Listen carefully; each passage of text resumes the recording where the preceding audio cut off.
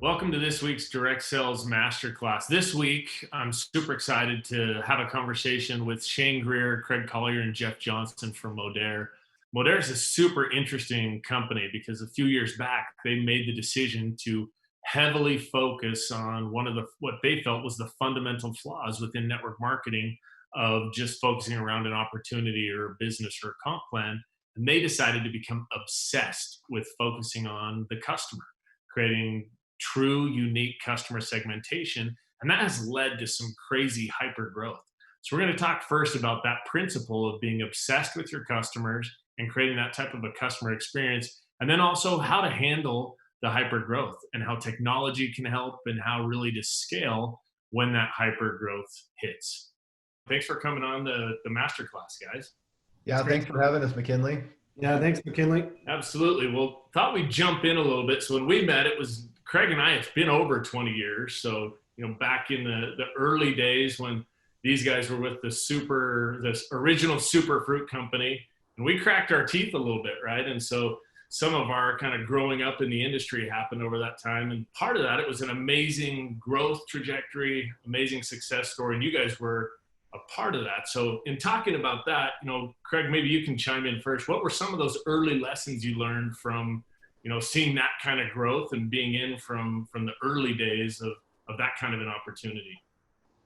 Yeah, well, it's interesting that you referenced that we know each other more than 2 decades, because I didn't think we were that old, McKinley, but the gray in my beard may now. The wisdom shown. Got a few gray hairs put on my face over the years in this experience. But yeah, I remember, when we first started interfacing, McKinley, we were working with, the company that you were with at the time, I think doing printing newspapers. Yeah. Brochures and newspapers. And there was even that a cutout noni fruit CD-ROM. Right. I remember the latest technology. Yeah, when we went CD, it was big time. We're like, whoa, we put this on CD and we're creating we were doing 8-disc, DVDs and stuff like that, because, the industry was so, tool, related in terms of hey, a person to person. And it was all about, hotel meetings and being able to get, your opportunity in front of someone and put something in their hand that maybe they could take home that would give them all the information and all of the science and all of the, it seemed like in those days it was really, you're really having to sell your case in terms of what was unique or what, what science we had or what, product, claims we could make that, that you couldn't make.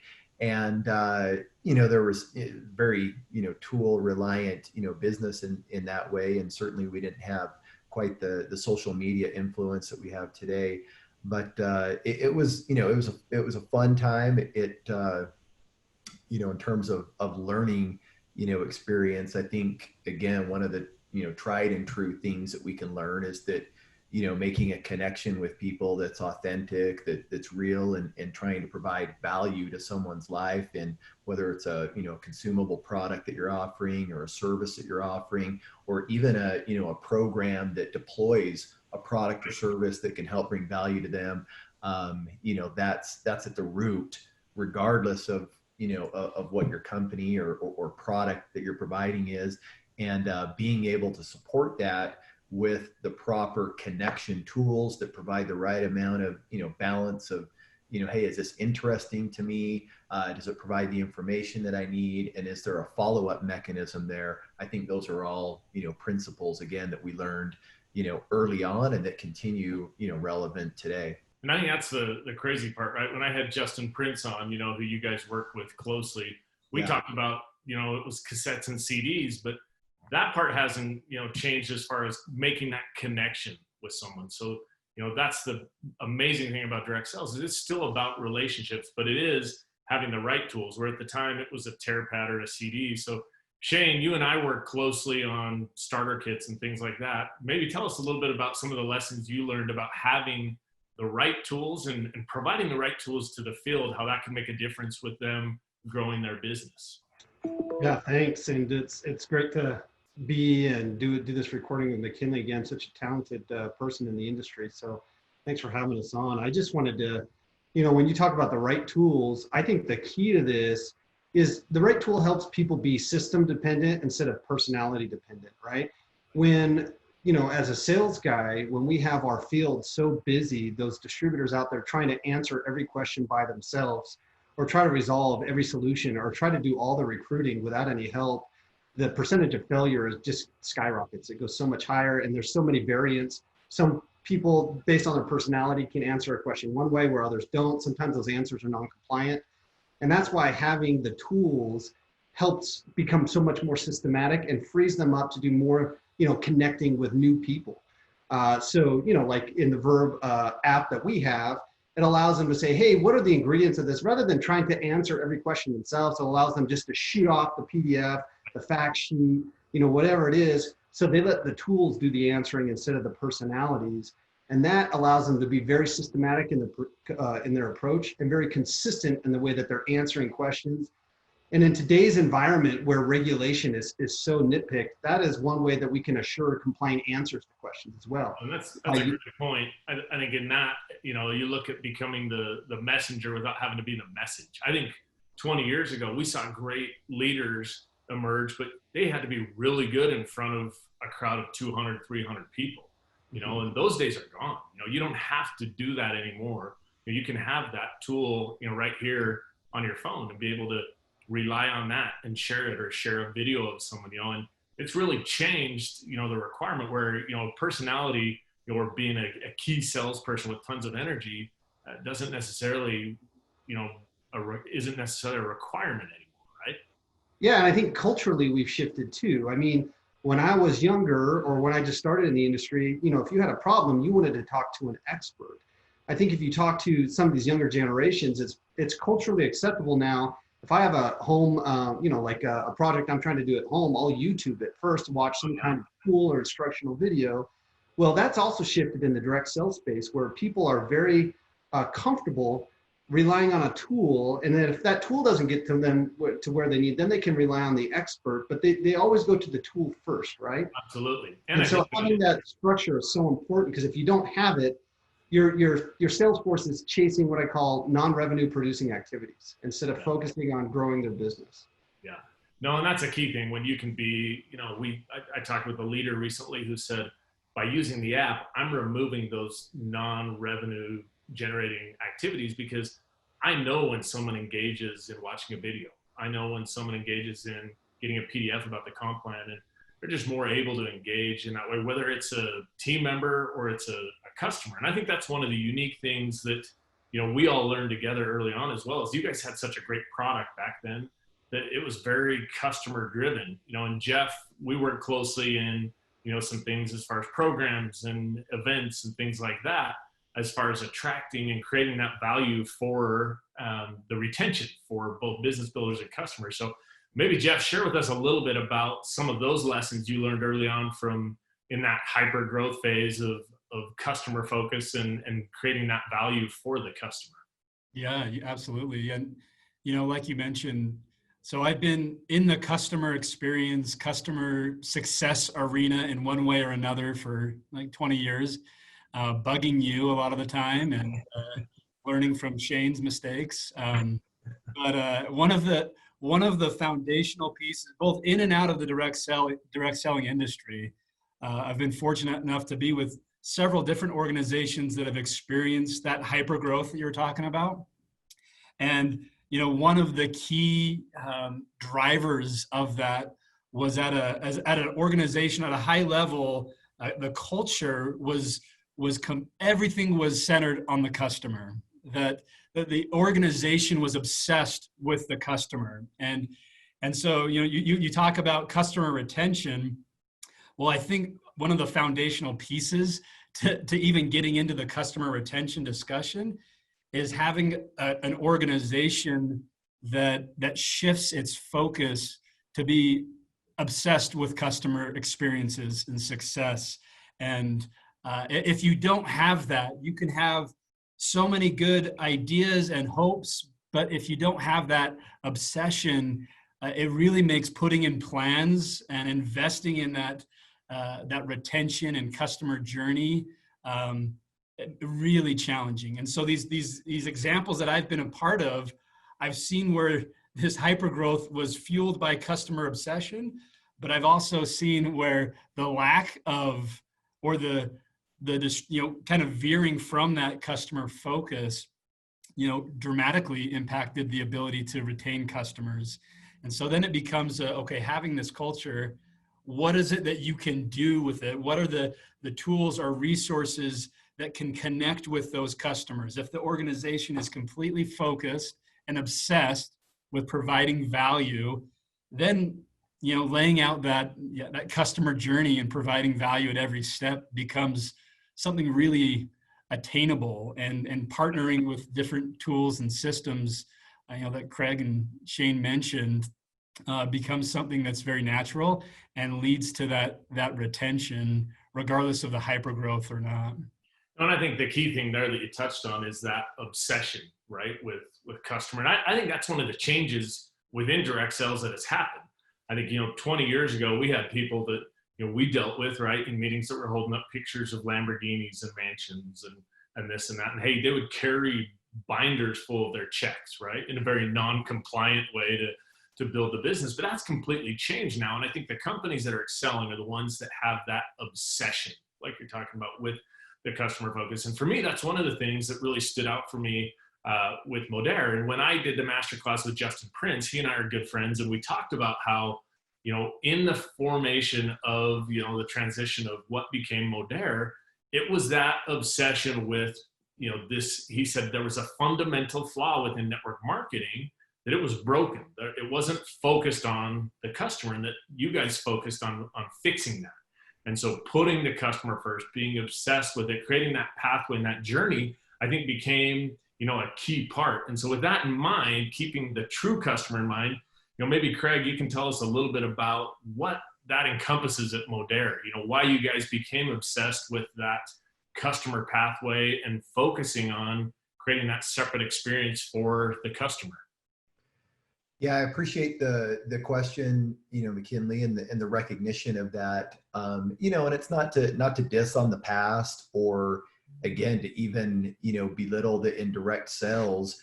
That there's a great opportunity for people to create income opportunities and financial flexibility and leveraged income and those things that it promises. We actually embraced that, and it was actually with that end in mind that, again, we thought, all right, so if the end is providing that opportunity for people, what is the best mechanism? What is the most effective and long-term stable means to that end? And at the end of the day, you have to have ongoing, consistent consumption, again, of a product or service that people are going to buy because they want it, that people are going to buy or consume because it provides value to their life, it's giving function in some way to their life, and isn't based upon the monthly qualification that they have to get. If that's the only impetus behind consumption of the product, then again you're going to get into a self-consumption model. You'll begin to churn, and those erode from the bottom up. So while yes, we at Modere were extremely focused on how to create value to the customer, keep in mind that we were really trying to create a long-term stable opportunity and consistent business opportunity for those that that were repping our product and company. And we felt the way to do that is through the customer. It's consumption that leads to volume, that leads to income. So how can we provide that in the most effective way? And we begin to focus on how can we get customers in, and that took us to, again, the methodology, the system, and we began to create a platform and a program that made it easy for people to attract and offer our products and services to customers in a very non-business need non-business-y, hey, you got to get involved in our program if you want the best price. You got to get involved in our program, to make this, happen. Come to this, meeting where someone's going to talk to you all day.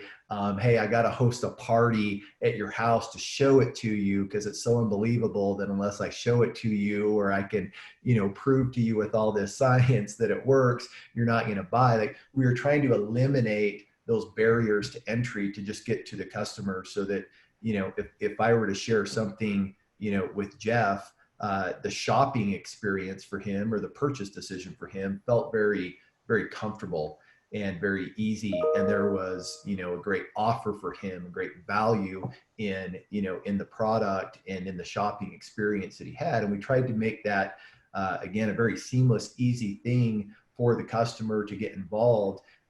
Again, to the point that, not that we're trying to, hide or in any type of clandestine way that we're a direct sales company, but just from a customer that wanted to be a customer, we wanted to make that okay. You didn't have to get involved in the direct sales MLM side of our company to just be a valued customer. And so if you want to be a customer, we treat you like one. You'd be valued in our company. You'd be valued in our plan. And then, of course, we've created, a platform to really, leverage and compensate, our reps that are building a consistent, customer base in this way. So.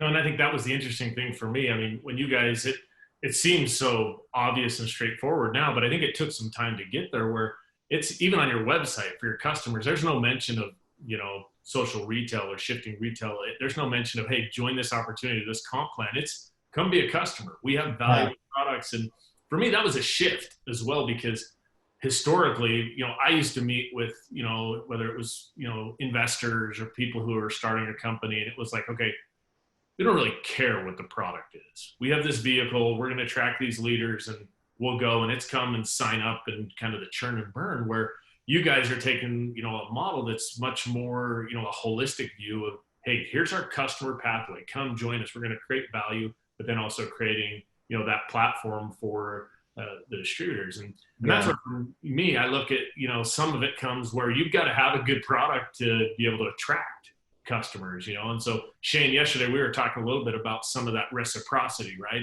Of being able to have value that keeps the customer coming back, once they've tried the product, and creating a value for them where they're going to stay on the product long term. So maybe talk a little bit about how some of that has fueled the growth of having this shift to the focus of providing that value to the customer, and how that benefits, the customer, but then also growing, like Craig talked about. At the end of the day, you want distributors to build a business. This isn't just, hey, we're going retail, we're going to have a bunch of customers. That is the end goal still. Yeah, I think all these things add into a holistic answer, right? Each part of this, I think at the end of the day, it goes back to what Jeff and Craig and everyone else has said, is putting the customer first and being obsessed with the customer experience. But I think, as someone joins your company as a distributor, I think people think that they're scared of talking to people that they don't know. I think what they're most scared of is burning what I call social equity and turning into human spam, and being the guy who goes to church and no one will sit within 3 pews of you, because they know that you're going to hard pitch them, and it's almost going to be like a, timeshare condo sell where they're going to feel uncomfortable. And I think something at Modere that we really focus on is having organic, normal selling conversations that people would normally have, that are non-evasive and natural in nature, so that people can feel very comfortable representing and selling a product that they've seen results with and love. And I think something that's fueled that is this idea of reciprocity, that is, a give-get relationship. And sampling, obviously, that we do through the Verb app is a big part of that, right? That's a very organic, natural thing that, non-direct sales companies do and direct sales companies do. But people feel very comfortable and feel like they're not burning through that warm market or that social equity that they have. Because what we want is, we want access to that social network. We want to help them monetize that. We don't want to destroy or burn it or cut it off at the roots. So we don't want to have conversations that are offensive, or we don't want people to feel like they're, cutting off something that's very important to them. So we want to focus all our conversations, both on the web, with our tools, with our sampling, to something that's very organic and natural, and people feel comfortable doing. So it's, hey, here, we'd love for you to try the sample. If you're not interested, I totally understand. Let me know how you feel. You know, we have a discount involved with this if you'd like to try the product.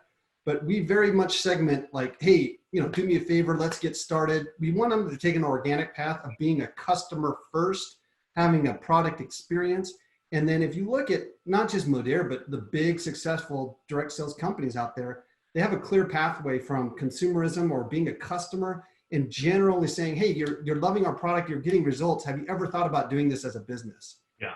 I think the days of going direct to the business opportunity first and using these, you know, one-liners of, you know, do you have more month and money, or are you keeping your business option open? Right. I can't speak, you know, for everyone, but I feel like those days are behind us, and it really has to start with product passion and repping a product. And this feeling of reciprocity is a big part of that.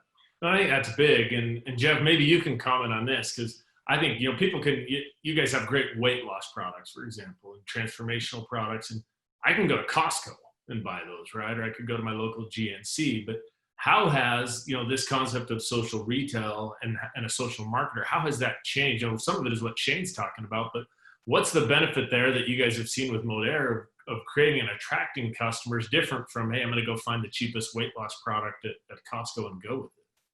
Well, I think kind of to the conversation we've had about value and offering value, I think some of the significant value happens in those personal conversations, those individual to individual, and not a company to an individual, not a company to a customer, not even necessarily to a brand to a customer, but the value of almost like this white glove personal, you know, experience, leveraging that relationship and the influence that comes with offering that value on a personal level. I think when we talk about the value of a customer can receive at each step of the path, creating that white glove experience between individuals, I think is one of the things that we're able to leverage with this social retailing concept. And again, it benefits everybody, but it still is focused on providing that value and not saying that, you know, obviously Costco and these other places, they want to give value. Sure. But they have some significant limitations in this is it. This is kind of a one size fits all message I'm putting out there. And if you pass by on Sample Saturday, maybe they don't have those anymore, I guess, but and they suck you in, that's one thing. But the ability to leverage the individual to individual personal connections with a true, I want to offer you value as a customer, not some ulterior motive of, hey, and sign up now, but actually wanting to give that value. I think that's where we've seen so much of the success and the hypergrowth we've experienced here at Modere is leveraging that value proposition between individuals. And I think that goes back to, we talked early on about, you know, the back in the day, it was kneecap to kneecap, belly to belly. And so some of that's been removed, especially right now. We're not having hotel meetings or home parties or things like that, but the relationship aspect is still there. That's the difference for me, just like you're pointing out, where instead of going to Costco on aisle 7 and they've got pallets and pallets of this stuff, I've got a friend who says, hey, I'm using this product and I'm benefiting from it. You can get a discount, you know? And so I think that's been, for me, one of the interesting angles. Now, as we talked with the Modere team early on, when we were showing the app, one of the interesting conversations I had with your executive team was, hey, you know, this could work. But as they looked at it, they said, even in the tools, we have to have this type of segmentation.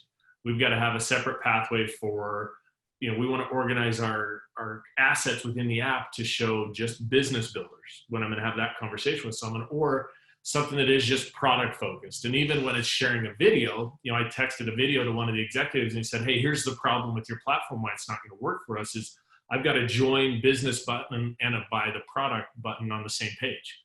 We can't do that. And for me, I'm like, oh, that's super interesting. You didn't hear that 10, 15 years ago. And so we tweaked, you know, and went into development and created a separate pathway, even for sharing the tools. And based on that, and that's when it became the fit. So Craig, maybe you could touch on just a little bit, whether it's within the Modere app or your guys' website or things like that, the importance of having that segmentation and those separate pathways even in the tool aspect, why that's important for, your social marketers.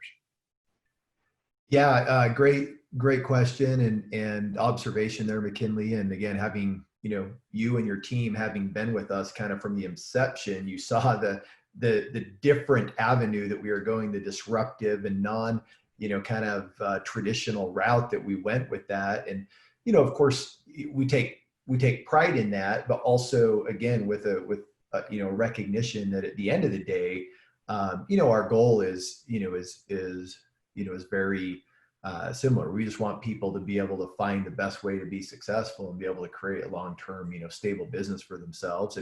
And this is approach, again, is one that we just want to make it as simple as possible to, attract people to the products, create a simple shopping experience, have the ability to, get discounts and create continuity orders in a very, simple and straightforward way.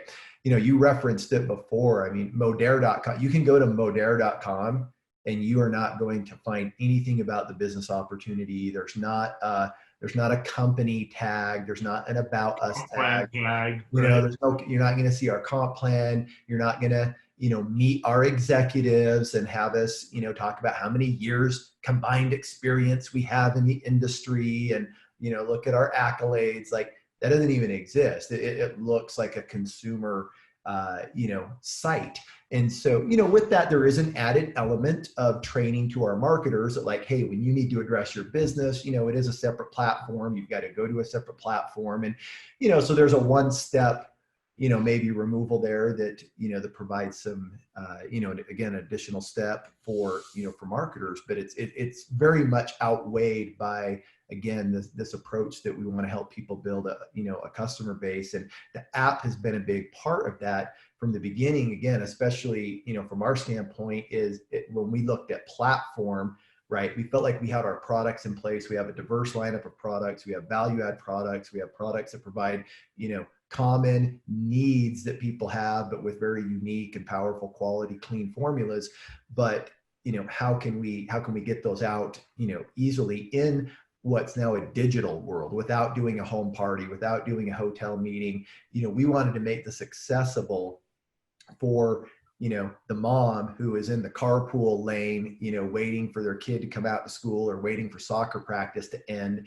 And so, being able to, to have people go to their app, go to their phone, and with someone that they've been in contact with that has expressed interest in what they've maybe posted on their social media. They've created curiosity on social media about a product, about a system, about the weight loss they've had, about the improved, skin that they've had, whatever they've, posted about. They can now go right into the app and just simply send them, again, the information, all right, in, beautifully, designed, images, graphics, maybe it's a video or whatever it is. And it's like push two buttons, send it, and it's tied right, to their account, to their referral code. And so again, if I'm just sending that to Jeff and it's like, oh, hey, this is what Craig was telling me about, I just click here. Yep, that's it. Boom. I go there and I make a purchase. It just facilitates, the ability for our people to do things easily. And as, Shane, referenced this, earlier on, when you're reliant on, a salesperson personality or being very dynamic. And even again, like back in those early days, in our former, company, when we were trying to differentiate so much off of science and uniqueness and this and that, now what we're doing is just trying to make it easy for people. Can they do it? Is there value? Is it simple? And when it's simple like that, it's duplicatable. And we all know that, at the end of the day, growth and consistency in this business, it is, directly tied to how duplicable your, program is, your system is, and being able to put everything in an app to be able to do that for our people at boom, like you can't screw it up, has been a huge game changer for us. No, and I think the interesting thing for me is that you guys have stayed committed to that, because early on it would have been easy for the exec team to say, okay, we'll try to get around that way of having both the join and the shop. But you guys said, great, we love what you're doing, but we can't do it, and forced us to go and play where you guys are, which the commitment to that, I think, has been a big part of how now you guys have made it that easy for people. And you talked about having to train and coach them, but you now have a field that is coaching and building, a business in the right way. You're attracting customers and doing it. And it's not like you're saying, Craig, where you're not out-sciencing people. You're not trying to be the best presenter. It's just, hey, here's the value. Here's what I'm sharing. Come join us, take these products. So I think it's big. Yeah. Can I just reinforce your point, McKinley?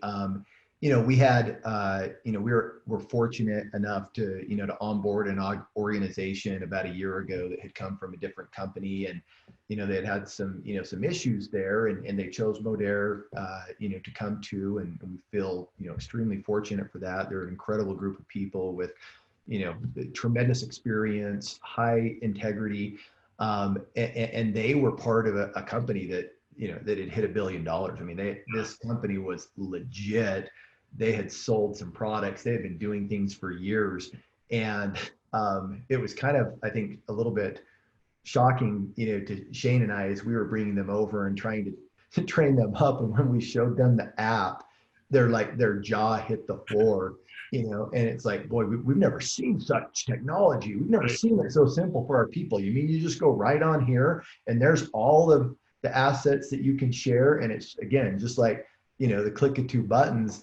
And again, they were with a very reputable, company. It had done very well in the industry. And yet when we showed them, what we call our Modere app, that's, designed by you and your team, and the functionality and the simplicity and the follow-up and the drip and the whole 9 yards, I mean, their jaw hit the ground, and they were able to scale their business so quickly, by deploying strategy. So thanks for sharing that. Yeah, that's awesome. And that's where I think you look at these tools, and you guys have had amazing growth, and we're close to running out of time here. And so maybe just in closing, I think tying in this conversation, you guys have seen this amazing growth. You've had the right tools. You've had the commitment to customers. Maybe if each of you could just take a quick minute and share maybe a tip or something that you've learned, or things that you guys are implementing that is fueling that growth and helping you to overcome those challenges. I don't know, Shane, maybe you could share with us first some of the lessons and things that you're seeing in this, hyper growth phase. Yeah, we're fortunate here at Modere. We're going through an extreme hyper growth phase, like you mentioned. And I think what I've learned is, when you talk about growth, I think people are like, oh, well, that's good problems to have. But what I've learned is good problems quickly turn into problems, and that you need to make sure that as you're prepared with things that are scalable at any given time, because growth so many times is unpredictable. And so if you don't have things that scale very quickly, I think you can very quickly find yourself in a between a rock and a hard spot. And that's why I think it's so important to have partners and tools and systems and processes that even maybe you're not going through hypergrowth right now, that can be scaled to a point, because you can never predict. And I've never met someone that can predict when a team's going to be onboarded or when you're going to run into that.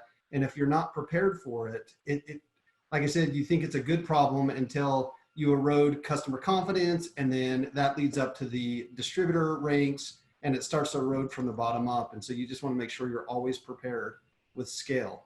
Yeah, I think that's been one of the fun things for us to see, is as you guys have grown and scaled, is being able to grow with you and do that. Even we're entering into a bunch of international markets and providing the tools and the excitement that comes there, where I think that's a key lesson to learn, that if you don't have the platforms and things in place to grow with you, those problems that you talk about, Shane, that become problems, they become even bigger problems if you can't scale with it. Jeff, maybe you could share with us some of the lessons and things. You're fairly new over at Modere, so you've been thrown right into the fire, into the deep end of doing it. So what are some of the things that you're seeing that are working, and how you guys are handling this growth phase? Well, I mean, there's so many things that you could put onto that, but I think one of the critical pieces is even when these unforeseen challenges and growth pains, or whatever you want to term it, come, the ability to still communicate, right? And manage expectations through communication. And I think that's where, just to kind of reiterate, these tools, having tools or pieces in place that will help you in that communication, And if you have clear communication and transparency, really, no matter what the pain points, the unforeseen challenges, whether it's supply chain or customer service wait times or whatever it is, if you have that clear communication and authenticity and transparency, and ability to manage the expectation of the customers, they can still find that value even when it's being strained due to kind of, some of these unforeseen challenges where the extreme demand, surpasses the supply and makes everything go in, survival mode of trying to catch up with the growth. But I think communication and having tools like the app we've talked about, I mean, those become lifelines in the chaos of the growth. And that's been completely obvious in my experience with Modere and in other companies as well. Yeah, and I think you create a lot of goodwill and patience when you have that transparency, that communication, and you give them the tools to continue to grow. I think you then buy that goodwill that will help them to, stay with you and get through those growth pains. And Craig, maybe you've been a leader within the industry. You've seen a lot of growth with different companies. You've been involved with startups all the way to, companies that are having massive growth. What are kind of some of the main lessons you've been learning of late that are takeaways for you? Yeah, well, if it's okay, I'm gonna pile on a little bit to Shane's answer in terms of scalability, and I'm not exactly sure who your audience here is, McKinley, and you've asked us not to, we don't need to like openly plug for you, but I'm gonna shameless plug for you, and you can catch up with me at lunch or something later. But Shane talks about scalability and how again, you can have growth problems, and growth problems are good problems until they become problems that start to impact your ability to retain customers and communicate with customers and ship product to customers. And so here's one of the things that we have appreciated about our partnership in terms of scalability is that, we're in a situation again of hypergrowth where, like Shane said, like we didn't have the crystal ball out. So, we're facing problems upstream with supply chain and getting products, which then, inhibit our ability to fulfill orders, and then things go on back order. And then, some of our infrastructure, wasn't prepared for that kind of load, nor for the kind of ecosystem where we did go into, back order situations, and then transparency into when, my order is shipping. And everyone these days wants an Amazon experience in terms of their shopping situation and notifications. And it's very hard at times for, a newer company that's getting going, to scale. But here's what hasn't hurt us in terms of scale is the use of our app. Our people have been able to continue, to use that because, quite frankly, what's great about our partnership is that we haven't had to in-house create this thing. You guys keep on top of scalability. You keep up with what's going on in the industry. You keep your database clean. You keep, your functionality and user experience and load testing and all of that thing. You're keeping up with demand on that side, all right, to where that has continued to go smoothly for us. And so, again, I've been part of companies before who have refused to, go out of house for, for tools and for these types of things. It's like, no, we want to be homegrown and we can do this cheaper or better, or, our company is too niched to, to use a third, a vendor tool. Guys, I'm telling you, it pays dividend in the long run. And we are experiencing a case study right now where keeping our homegrown in-house platforms, our e-commerce platform, our supply chain, logistics and transparency, very hard to keep up with scale. But on our app, on our Verb app, on our sampling program, on our shareable asset program, and all of that, the scale is there. We haven't had any lag time. We've had no, bottlenecking in that aspect of our business. And so, I just, again, want to give kudos to you guys and what you do on that. And again, as we have experienced hypergrowth, like you need to look at things that what could tumble our company, what could bottleneck this project or this aspect of our business, And I'm not, and what things can we use that it would help us keep on track. And so we're grateful, for that piece of it. So anyway, we said a mouthful here, and I'll that's great. I turn it appreciate back to you sharing that. And for us, we strive to do that because we want you to be able to focus on what you do best, because you've got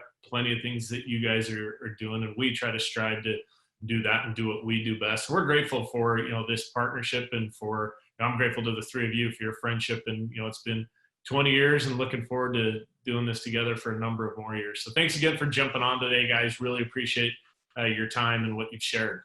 You bet. Thanks, McKinley. Thanks, McKinley.